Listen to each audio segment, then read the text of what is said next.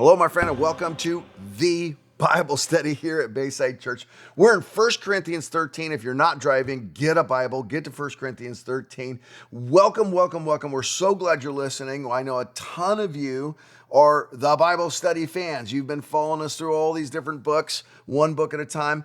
But some of you are new, and I want to tell you, if you're new to the Bible study, we're so glad you're here. It's where we take an in-depth dive into what we're studying here at Bayside Church on the weekend. So on the weekend, we get about 35 minutes, 40 minutes to preach a sermon. We're going to actually go even deeper in this, the Bible study. And to help me do that, I've got Kevin Thompson. Kevin, this is your first time on the Bible study, isn't it? First time. Great to be here, Kurt. Oh my goodness. How did we not have Kevin Thompson on the Bible study before this? Kevin, what's your role here at Bayside? So I'm the married life pastor. Our format here, just to remind you, because we took a little break, we talk about the context of the passage. Then we go verse by verse through the whole passage. 1 Corinthians 13, we're going to do every verse this week. And then finally, we tie the passage to a major doctrine or two. It's like sometimes people say, where do you come up with those doctrines? Well, we show you the line right between the text and these major doctrinal issues. And by the way, we do that because that's how we want you to study the Bible. We want you to ask context questions. We want you to look at all of the verses, and then we want you to draw the big picture doctrinally. And then, of course, we're going to end with an application question or two. Kevin, I'll tell you how we're applying this in our lives, and hopefully, Kevin, you'll tell us how you're applying it in your marriage. Absolutely, right there. Because then that'll 1 Corinthians 13, right?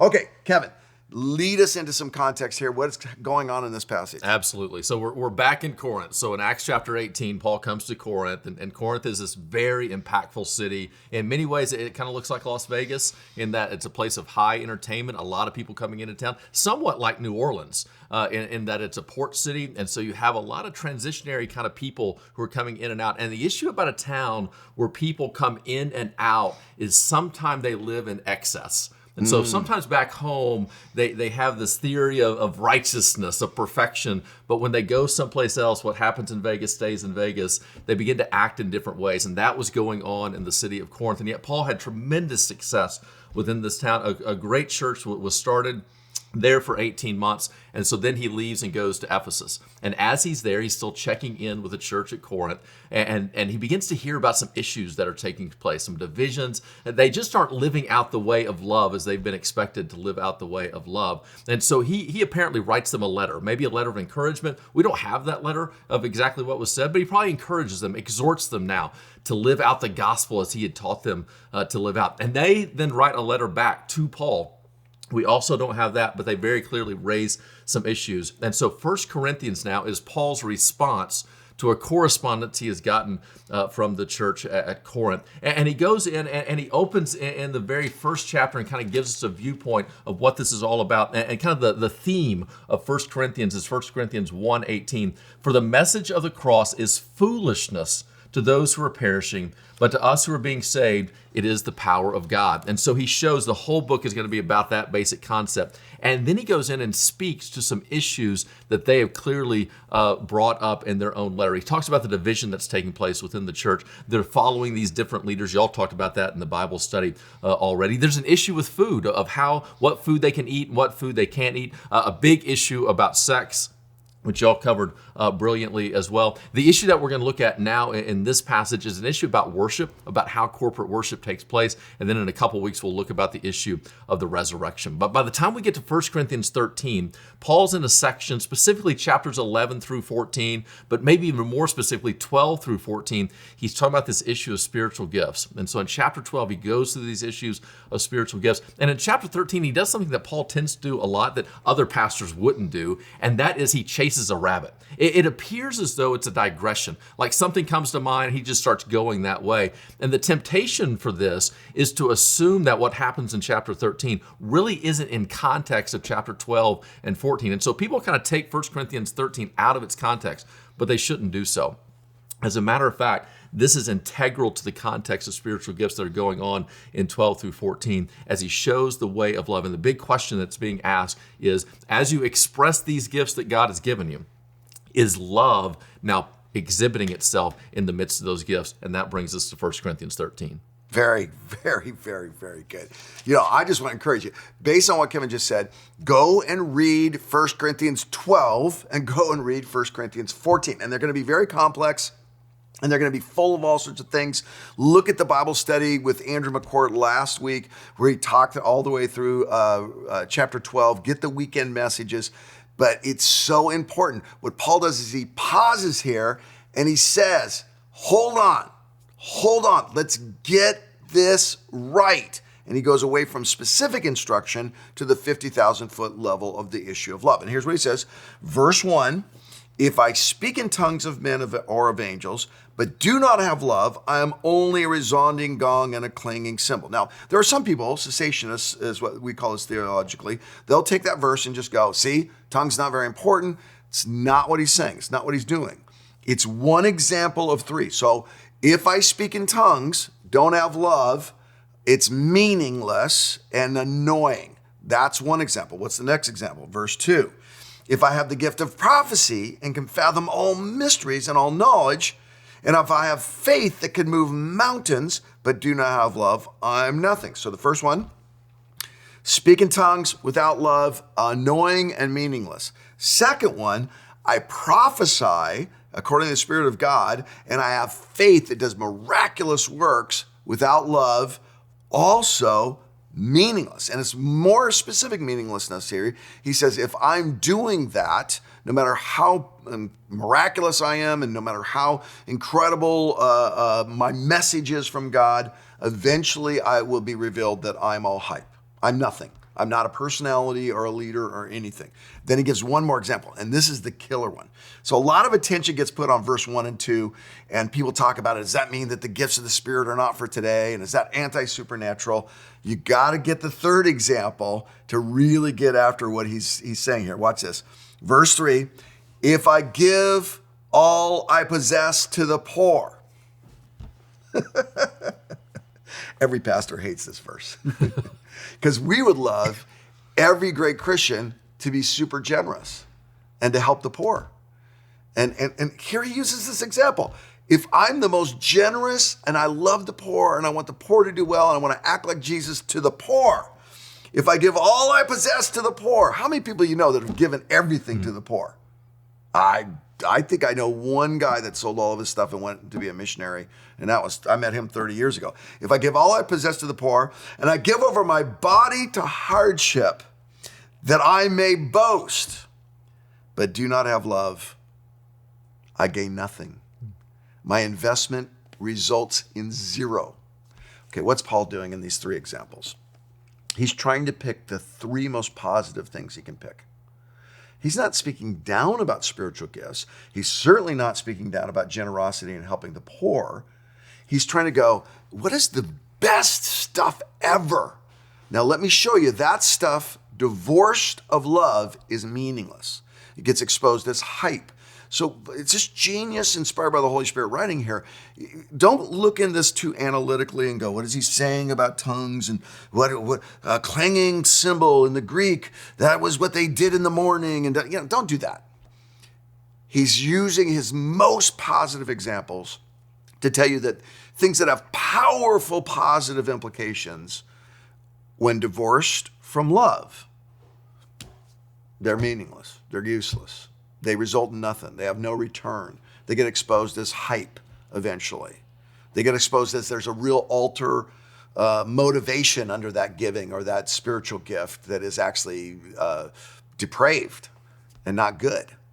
So all he's saying in those first three verses is you cannot separate love out of what you're doing. It's the most important thing. And without it, it's not going to end well. So he's setting the priority. On the weekends, we talked about this. He's giving us a caution that love is absolutely the top priority and the most essential thing. Let's just stop right here. I know we're supposed to wait to application at the end, but is love your top priority? So he's looking at these Corinthians going, obviously the way you're doing church, love is not your top priority. The way you're sharing spiritual gifts, love is not your top priority. The way you're sharing the Lord's meal and sharing food with each other, love's not your top priority. The way you're treating people that come into your church service, exposes you as people that love is not your top priority. What we're meant to do is not to judge those Corinthians for being all divided and, like Kevin said so brilliantly, given over to sexual sins and indulging in consumption. We're not to judge them. We're supposed to stop and go, wow, if people looked at my life, would they see that love is my top priority? Even over theology, even over being correct theologically. Paul is saying, you could have all the right doctrinal statements. Without love, you can use those doctrines as weapons against the cause of Christ. All right, so that's the top priority. You got to get that. The rest of the language is so beautiful, you can skip it. So don't skip it. Love's the top priority. That's a caution. Then he has descriptions, and we covered these on the weekends. Please go back and listen to those messages. I'm going to go through the descriptors here, and there's 16 verbs that are used all the way through verse 8. Now, verse 8, love never fails. That's the one we love. Love never fails. It's often included in the next paragraph. Predictions, what he predicts what will happen in love there. I put it in both paragraphs, and keep in mind that when you're studying the manuscript here, there was no spaces or paragraphs. We editorialized and added spaces and paragraphs, and they're very helpful, and I'm glad they did it. And I love verses in the scripture because I was dropped as a child too often. So I love that, Kevin. But just keep in mind as you're reading it, love never fails was not chosen to be in this paragraph or that paragraph. I think it's actually a bridge between the two, and I'll show you that when we get it. But just for a second, let's go ahead and look at these verbs. Now, what I'm about to do, let me give you some caution on this. When people say, in the Greek, it means this. Greek is very complex. There is a lot of vocabulary in Greek. We have a ton of Greek manuscripts from this time. Most of them we found in a garbage heap in Egypt. So God has provided us a lot of scholarship, and it's never been a better time to talk about Greek words than right now. But have a caution about it. Different scholars will have different opinions on the exact implication of the Greek. Here's my advice to you. Be more skeptical about your English than about the Bible's Greek. So the problem is not what does the Greek word mean. The problem is when we assume our English is the full meaning. So sometimes when people will talk Greek words, and I'm going to talk Greek words in a second here, it will undermine your confidence in the translation. Let me tell you, no one has ever lived at a time with better translations than we have. Great translations, great scholarship, and really accessible. Be cautious, though. When we talk about these words, don't get myopic. Paul, whenever he makes lists, he's making these wonderful flourishes from the Holy Spirit. They're not these Western, over-analytical bullet points, Wikipedia pages. They're inspired poetry with beautiful content. So get the feel and the inertia. Now, having said that, I'm going to give you definitions and bullet points. Okay, let's look at some of these verbs. This is so fun. Love is patient. I'll just read the whole thing. We'll go back. Love is patient. Love is kind. Love does not envy. It does not boast. It is not proud. It does not dishonor others. It is not self-seeking. It is not easily angered. It keeps no record of wrongs. Love does not delight in evil, but rejoices with the truth. It always protects, always trusts, always hopes, always perseveres. Love never fails. But, okay, let me stop right there. One of these always sticks out more than another in my life, Kevin. Every time I read that little beautiful paragraph, I have one that I just go, oh, ouch.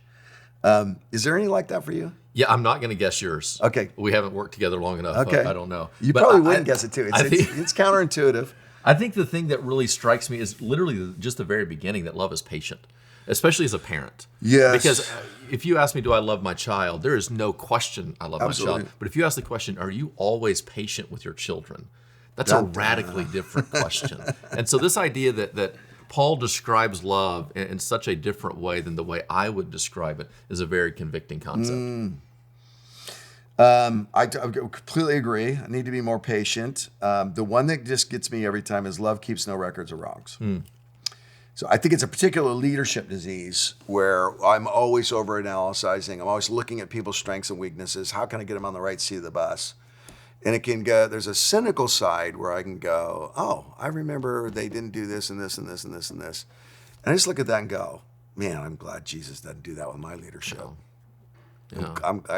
If the full record of the stuff I can't get done were ever revealed, I'd never be employed again. Well, and think about the reason we keep a record of wrong is to justify a future in which we don't love. And so wow. if we keep the record That's of very wrong, good. we gunny sack it, we wait until we don't want to be loving, and then we pull it out and go, well, they don't deserve love. And so that's the temptation to do that. Think of your favorite friend. You know what they do with you? They keep a record of right. They keep a record of right. Okay, I gave some definitions on the weekend. I'm going to give you a few more here. I'm not going to go through everyone. I'm going to highlight a few of them that I think are really, really good. Love is patient. This is to delay giving up. Sometimes you have to give up. But what love does is it goes, I'm not going to give up too early. I'm delaying that. To be kind is another one. And we talked about this on the weekend a little bit. But what I love about kind is the Greek word, the fullest sense of it is not the politeness that we think of kindness. So we think, kind is like, I'm gentle and nice and polite. And I say, thank you. I say, please. I'm congenial. Their kind was, I took an action, I had a behavior that expressed goodness. What it really means is I looked at you, saw your need, and I met it. That's the kindness there. Does not envy, that's about comparison. Does not boast, that's about self-promoting. We do a lot of self-promoting right now. The internet is a self-promoting machine. But love's like, hey, I'll do this kind thing. I'll put love in action. I'll do a behavior. And if you don't find out about it, I'm fine with that. Aren't the knots here so fascinating? If you and I are going to define love, we don't use the negative so much. That's so good. It almost seems like what Paul's doing here is everywhere there's a negative, that's actually exactly what Corinth was doing. And so if you want to understand what Corinth was doing here is they were envious, they were boasting, they were proud, they were dishonoring, they were self-seeking, they were easily angered. And so we always take 1 Corinthians as this beautiful poem. It's an indictment. I mean, he is bringing this before them and saying, you are guilty now of living a way apart from the gospel. We do not condemn people that use 1 Corinthians 13 at their weddings, but this is way more about a family feud than it is about a fancy wedding. Is not proud. That's an inflating of your personal significance. I've talked a lot about this. The Christian view of significance is sober significance, sober esteem, not high self-esteem. I'm better than all y'all. Not low self-esteem. I can do nothing. But no, I'm a part of the body of Christ, which creates this incredible dynamic where I do have value. I have incredible value. The Bible teaches the body of Christ cannot be complete without me. But I'm also interdependent. I am interdependent on the value of others. So I have this objective thing where I go, I have something to add to Kevin's life. Kevin has something to add to my life. And what's so cool about the do not proud and do not self-promote do nots in here is that it creates healthy relationship. When I am not self-promoting and I don't have an exaggerated view of myself, then I have a better sense of promoting Kevin and viewing what he's good at. Now I've got a better friend in Kevin, and I'm more secure. It's not self-seeking. This is to be about your agenda. We're taught in our world to prioritize our needs over others. Here's a good one. This goes to what Kevin was saying about patience. It's another little look on patience, and probably Paul writing this and going, man, those letters you guys are sending me, you are really far, far too angry, but it's not easily angered. And this means, this is a great definition, to not be quickly irritated. How quickly are you irritated? I think at COVID, we all have gotten quickly irritated. I had this great friend of my life named Lonnie, and he's fond of saying this. He said, you're going to have to work a lot harder than that to irritate me. Because Jesus loves me, he died for me, and he's given me a purpose. Wow. Oh, Lonnie. That was irritating. That was irritating. Kevin, what do you think about any of these other descriptors, man? You got any good wisdom on this? Well, I think the temptation whenever we look at love is the idea, especially if you're talking about patience and not giving up on people quickly, is we begin to think, okay, then I have to live in denial of the action. So I'm going to love you, so I'm not going to bring up what you're actually doing that's harmful to me in some way. But then verse number 6 says, love does not delight in evil, but rejoices in the truth. That's right. And so you have this idea of, especially in a relationship, in a church, in a marriage, no, I'm going to confront the action that is there. I'm going to do it with an attitude now of helping you, of assisting you, of helping and bridging the relationship. But to live in denial is not a loving way. Right. In the same way that to allow that issue now to dominate outside of a viewpoint of Jesus is not the biblical way either. Love has this ability to confront the issue, but then have all these other characteristics of compassion. There's a lot of tension in these terms where you go, this is not about, love is not just accepting what's bad. Paul's literally rebuking them. So he's modeling that. But it's done in a kind, accessible, gentle, really good way. Okay, we got to move on fast because I know you got some great thoughts on the doctrine of this too. But no record of wrong, we talked about, does not delight in evil. This is to celebrate justice. It's to celebrate when justice happens and to not celebrate when an injustice happens. A lot of times, someone we disagree with, something bad happens to them, we're like, that's probably God. Yeah. No, that's not the way love does it. Here's another one that's related, rejoices in truth. So they're twins, does not delight in evil, rejoice in truth. This is cheers when triumph happens. When an overcoming happens, you cheer it. Always protects is my favorite one, and we talked about it on the weekend, but the Greek term literally means to put on a roof. And the idea here is that if someone is vulnerable, I'm going to lift them up and away. I'm going to literally put them in the safest part of the house. I'm going to, how many times has God said, yeah, I'm lifting you out of this situation. Yeah. I'm putting you on the roof for a second because I want to protect you. Sometimes we can feel like God's doing that and it's a dismissal of us or it's a demotion of us and God's actually going, no, I got to lift you up and out of that situation because I'm protecting you. It's a great one. Always hopes, keeps looking forward, always preserves. This is a great one. Maintains the right course of action. This is the one I said, love does the next right thing. Yeah. Doesn't do what it wants to do or what it emotionally feels. It does the next right thing. I can't tell you how many times in this season, Kevin, I've said, just do the next right thing. Oh, yeah. This is complex. I'm just going to do the next right thing. And then the last one is literally comes from building and buildings. The Greek word here means to never fall down. So when we say love never fails, love never crumbles under pressure. Love never falls over during the earthquake. Love never has building defects in it. It's not shoddy. It's tough. It stands its ground. Love is a secure place to be housed. You want your relationships to not crumble? Make love the higher priority in how you act. All right, a couple more verses and then we'll move on. So the first section there, it's cautions, it's the priority of love, it's got to be the top. Then it's descriptions, it's what the verbs of love, the actions of love, and then the last one, it's predictions, the permanence of love. What he's trying to say here is he's going back to the theme of the priority. In the first section, he's talking about the immediate, right now, as we're having church and you're sharing spiritual gifts and taking offerings, love's got to be a priority. Now he proves it again by saying a long time from now, love will still be the priority. This is what I predict. He says, love never fails, but where there are prophecies, they will cease. Where there are tongues, they will be stilled. Where there is knowledge, it will pass away. Okay, so stop there. This is not teaching that gifts of the Spirit are not for today. It is not teaching that. Because if it was teaching that, it would teach that scholarship is also not for today.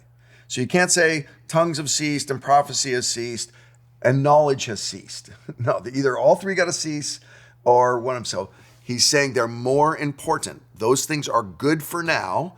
When we get to the future, we will see things clearly. It's what he says next. Okay, verse 9. For we know in part and we prophesy in part. But when completeness comes, what is in part disappears. What is completeness? A lot of scholars debate on this. My particular point of view is completeness is the complete kingdom of God. It's Jesus taking over all the rule and reign and completely ruling and reigning. So some say the completeness is the beginning of the church age. Some believe the completeness is the second coming of Christ. It's all that, but I do think complete means the whole kingdom has taken over everything, the rule and reign. When I was a child, I talked like a child. I thought like a child. I reasoned like a child. When I became a man, I put the ways of the child behind me. I think he's talking eschatology here. I think he is saying we'll come to a completeness. But I think there's a dual meaning here. He's saying when we put love as a priority, it makes us think more maturely about our current moment and about the future, about the eschatological future. Love matures you. There is no way to act in love without becoming a better thinker about people and relationships and consequences. Mm-hmm. For now, we see only a reflection in a mirror, then we shall see face to face. Okay, find yourself on the internet a picture of the mirror that they would have used in the first century. Because it's not even your mirror. Like, I know my mirror's got all sorts of distortions in it. I look way heavier in my mirror. Saw that this morning. Yes, right? Exactly. And you know, the mirror, when I look at it, it's always right after a shower, so it's all fogged up. But what he's looking at is a piece of poorly constructed tin that has been poorly polished. And I don't even know, and it's about this big. It's tiny what they're looking into, and it does not have a good reflection. And so he's gone, man, we barely know what we're talking about. And then to the end, for now we see only a reflection in a mirror, then we shall see face to face. Now I know in part, then I shall know fully, even as I am fully known. What a great juxtaposition. And now these three remain. And he simply just goes back to his main theme about the priority. Faith, very important. Hope, very important. And love. But the greatest of these, the biggest priority, is love. Now, it's so poetic, Kevin. It's so beautifully written. Is there doctrine in there, or is he just being poetic? What doctrines do we get out of this passage? It's everywhere. I mean, it oozes with doctrine. The difficulty is narrowing it down. I mean, even there at the end, you get this eschatology, this concept of allow what's going to happen in the future to impact what's going on right now. And so here they are focusing on these spiritual gifts, which are good, they're important. Our people need to learn them and express them in every way. But in the church at Corinth, those gifts became the highlight. That's where the spotlight actually was. As a matter of fact, you can make the argument here where he goes in verse number 8 and he uses prophecies, tongues, and knowledge. He uses those as examples because for the church at Corinth, that was the sign that you were a believer. If you had these three things. And so the church at Corinth would say, and now these three things remain, prophecy, tongues, and knowledge. But the greatest of these is maybe knowledge or tongues. Right. But Paul says, no, that's not it. That they're important, but now you are misusing these in an inappropriate way, and now we need to bring the spotlight back to love. And so as you are expressing the gifts that God has given you, is love now oozing out of everything that is happening. And the way to do that is to notice that these gifts one day will cease. They haven't already. If they had already, he would have said they had already. They haven't. But one day they will. But love is forever. And so as you grow in love, every time you grow in love, you're growing to become what you will always be. And so it gives it a permanence about it and a stability about it that makes it the primary object of what is taking place here. And so as we live with the bigger picture in mind, it begins to transpose how we begin to look at things, our own relationships. But so often, whenever we fail to love, what happens is we shrink our vision down to the immediate. You talked about being myopic earlier. It's that concept. We focus so much on what's going on here and now. And Paul says, no, take this to a much larger kind of picture. You have a whole concept within here about the church and the communion of the saints, that these relationships matter, and the church in many ways is the training ground of how we learn love. And so in this committed relationship where we have the gospel of Jesus Christ, we have that in common, we're going to fail one another. And you, as I fail you, are going to show me and teach me what patience and kindness looks like, what it means to keep no record of wrong. I do that really well. Right? Oh, absolutely. I've learned so much already. And then in the same way, as you fail me, I'm going to show you what that means, that I do not boast. I do rejoice in the truth. I don't delight in your suffering. And so there's an aspect here of sanctification. Yeah. So our salvation is both a point and a process. And we're in the process of being sanctified to become like Jesus. And 1 Corinthians 13 shows us this. But for me, it all comes down to one thing. Okay, Eschatology. Eschatology, thank you. Sanctification. Sanctification, the doctrine of the church. But you're saying those are side notes. Those are gravies. Yes. The big one is... It's the power of the cross. There you go. It's the idea of... You can't go wrong with that answer, by the way. Which way do we believe? Right. And the church at Corinth had come to a saving knowledge of Jesus Christ, experienced the forgiveness of their sins, and now they were living out a power of power. That's what they want. So show me the flash, the glitz, where's the spotlight? I want to be on stage. I want to associate myself, chapter 1, with the best leaders, the greatest leaders. I want to divide you into something else. And I want all the outward expressions of everything. Think about it. These people were bragging about how close they were to God, while they literally had sexual immorality that would make you and I blush in ways that we can't even begin to imagine. And Paul says, you've lost your mind. And it's because they have placed the emphasis now of Christianity on the external realities, on what they can see, instead of the heart condition of love that is going on. Powerful their services were. No, that's exactly. How many people walk the aisle? Good thing that never happens nowadays. How many YouTube views do you have? Yeah, that would never take place today. And literally, they had fallen in love with power. And Paul is saying it is the way of love. And the only way for us to understand the foolishness of the cross is to buy into this concept of love. Because whenever you believe that love is the currency, the cross makes total sense.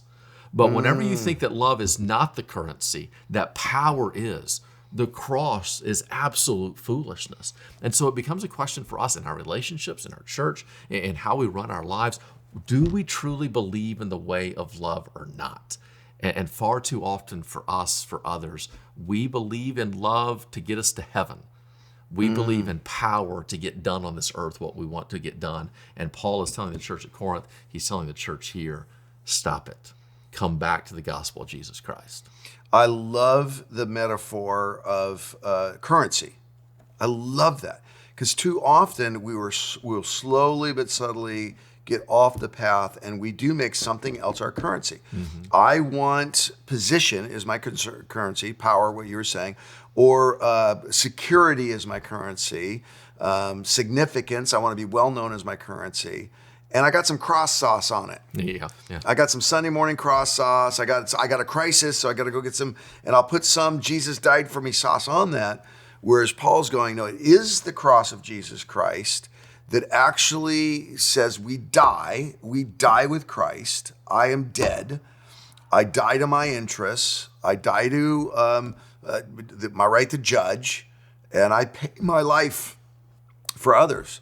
It's absolutely brilliant. A great application question is to ask is, are you, what currency are you using? No. What currency are you going after? What are you buying and selling with in your life? Let's get a little bit to the application question here. And I want you to be really, really specific. It's very easy for us to get in this and go, what should we do about this? Well, deny yourself and be more loving. How do I do that? With extra loving sauce, and be a loving person. Be kinder and patienter. And you can read this. There's a way to read this list. And even the way I taught it, look at those definitions and just be frustrated on a Monday morning with your kids, with your spouse. How do you take 1 Corinthians 13 and put it into your life? Yeah. So let's go with a married relationship, right? It's kind of what we do here. It is kind of your job. And so it's the idea, so it rejoices with truth. It keeps no records of wrong, does not delight in evil, rejoices with truth. Look in your own life of offenses you're still holding over your spouse, that you're still hurt, you're still angry, and you're waiting for just the right moment to bring it up. And so if you act wrong and they call you out on it, you're going to open up the sack and here come the rocks from all the past. Okay, keeps no records of wrong. We're going to let those go. Well, how are we going to let those go? We're not just going to deny them. We're not just going to pretend like they didn't happen. No, we're going to rejoice in truth. We're going to go to our spouse and say, hey, I've noticed within my own life, I'm still holding on to this, and I shouldn't. We need to work this out. And so here's how I felt hurt about this circumstance. And I want to give you the opportunity to explain kind of your side of it, but I want you to know that I forgive you and I am letting this go now. And in so doing, not only are we rejoicing in truth, But now we're not going to keep any records of wrongs, and that's never coming up again. Once we get it to a settled state, it's never coming up again, which will now empower more love. It'll keep my mind from going back to these circumstances. I'll remind myself, now I let go of that. I've forgiven him of that. I've forgiven her of that. And now the relationship will begin to flourish because the way of love is now going to allow us to thrive in our marriage, whereas the way of power really keeps us separated because I'm trying to keep control. And I think to myself, if I can keep power in this relationship, I won't be hurt as bad. Because if I submit myself, that runs the risk now of harm. And really, I don't trust him. I don't trust her in any way. And so, no, I'm going to now choose. Notice one verse we didn't even talk about here, and I don't know why the translators put it in chapter 12.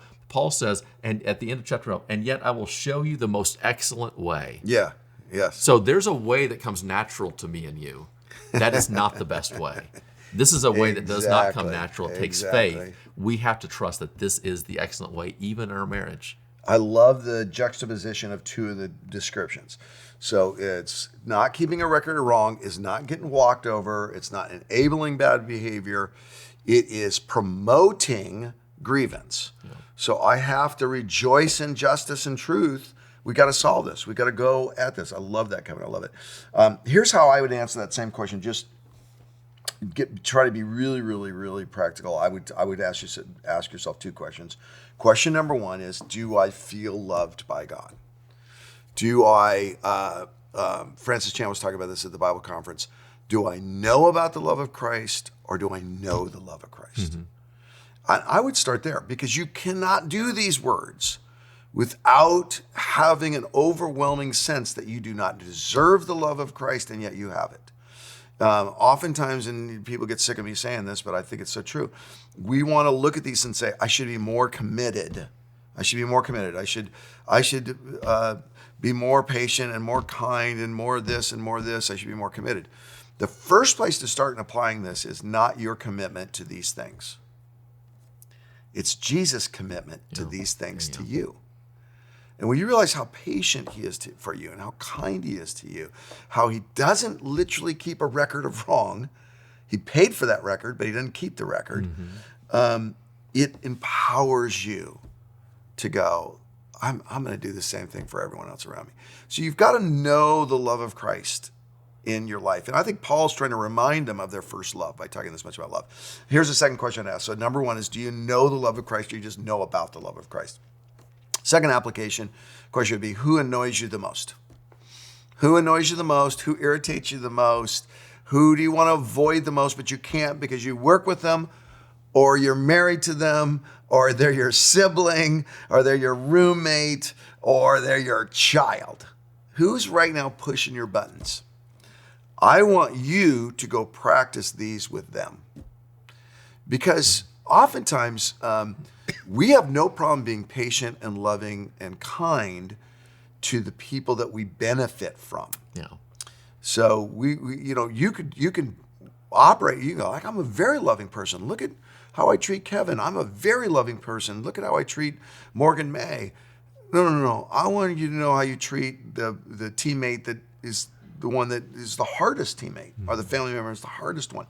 That's where this stuff applies. And I just keep it simple. Don't overthink it. They annoy me the most. Okay, now I need to go have that record of wrongs and truth conversation with that person. I need to go do that with that person. Don't accumulate your evidences that you're loving by the people that you gel with. Accumulate your evidences. You know, he's saying to the rich people in the 1 Corinthians, he's like, you guys are ignoring the poor people. Yeah. You're ignoring them. You're getting drunk and feeding and getting fat, and they're not having anything. He's not, they're probably very loving to each other, those rich folks. Yeah. He's saying, this is how you know you're living the life of love. The person that actually wants to say something but didn't have the courage to stand up, those of you that hog the whole service, giving your tongues an interpretation, 3's good. Now sit down. Yeah. Now sit down. It's the person that you do not want to meet with that you probably need to go apply this stuff to. Absolutely. And I think for me, Bible study does not end at the application. We have to take it one more step. Okay. That's the celebration. So let's not end with what you and I need to do. Why does this text cause you to love Jesus more? It's because in the end, Jesus has shown me a kindness and a patience and a love that I do not deserve in any way. And that then motivates me and drives me to be like him because he has shown me the better way. And I walk away from this text not being overwhelmed with all the ways I failed. I walk away from this text, like you were saying, being amazed at the goodness of God and knowing that this is what he's going to bring me into. He is always protecting, always trusting, always hoping, always persevering for me, and his love will never fail us. Come on. Kevin Thompson, everyone. Hey, Dina Davidson, Mark Clark, Andrew McCord, Jason Kane. Did you hear that? How good that was? Now you got to up your game. And by the way, they will up their game. Here's my encouragement to you. Go back and read chapter 12, read 14, look at chapter 13 again, and then like and follow and share this.